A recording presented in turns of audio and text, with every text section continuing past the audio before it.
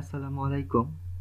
আজ আমরা সিএসএস এর বর্ডারের শর্ট হ্যান্ড দেখব, ঠিক আছে? সো আমরা দেখেন বর্ডার স্টাইল দিয়েছি, বর্ডার ওয়েট দিয়েছি, বর্ডার কালার দিয়েছি, বাট এখানে আমরা তিনটা সিএসএস প্রপার্টি ইউজ করছি। এভাবে করা যায়, নো প্রবলেম।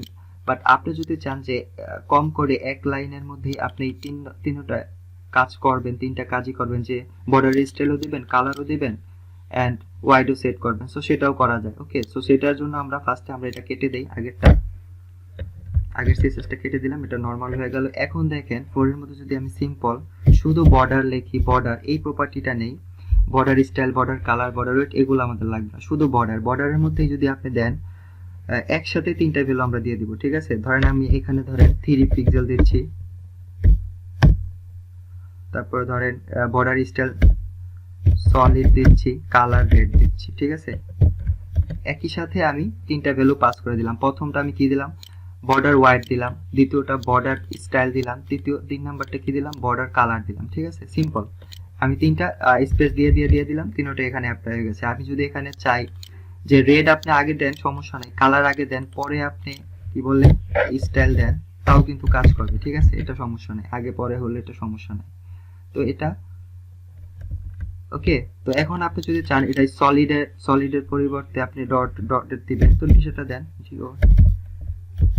ডটেড দিলাম, তাহলে দেখেন এটা ডটেড হয়ে গেল, ঠিক আছে? আমি যে ভ্যালুগুলো আর কি আমরা দেখছি, ঠিক আছে, বর্ডার স্টাইল আন্ডার সবগুলো আপনি এখানে দিতে পারবেন। দেন হচ্ছে ডাবল যদি দেই তাহলে দেখেন এটা ডাবল হয়ে যাবে, ঠিক আছে?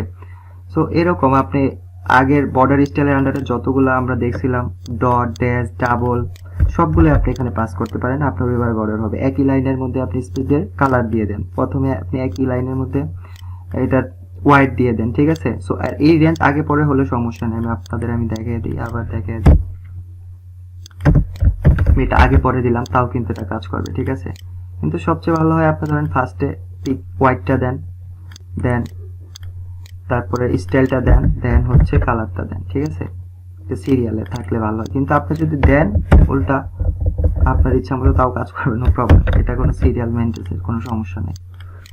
ওকে, তো আশা করি বর্ডারের শর্ট হ্যান্ড বুঝতে পারছেন। প্র্যাকটিস করুন, আরো ভালো বুঝবেন। না বুঝলে ভিডিওটা আবার দেখেন, আবার প্র্যাকটিস করেন। আর যদি কেউ না বুঝেন ভিডিওর কমেন্টে জানান। তো ভালো থাকুন, সুস্থ থাকুন, দেখা হবে নেক্সট ভিডিওতে সিএসএস এর নতুন কোনো প্রপার্টির সাথে। আল্লাহ হাফেজ।